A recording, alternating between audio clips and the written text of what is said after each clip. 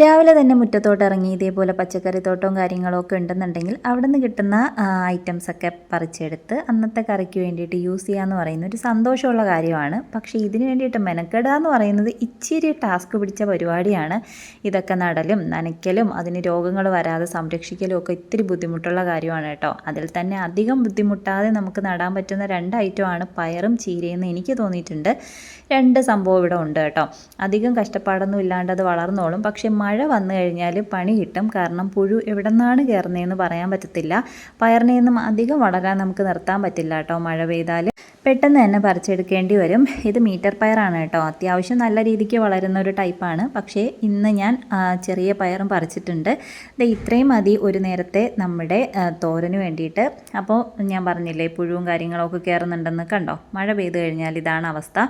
Metre പയർ അത്യാവശ്യം നല്ല രീതിക്ക് നീളം വയ്ക്കുന്നതാണ്. പക്ഷേ അധികം നമ്മൾ നിർത്തിക്കഴിഞ്ഞാൽ നീളം വയ്ക്കുന്നതിൻ്റെ 3/4 ഭാഗവും കട്ട് ചെയ്ത് കളയാനേ ഉണ്ടാവുള്ളൂ.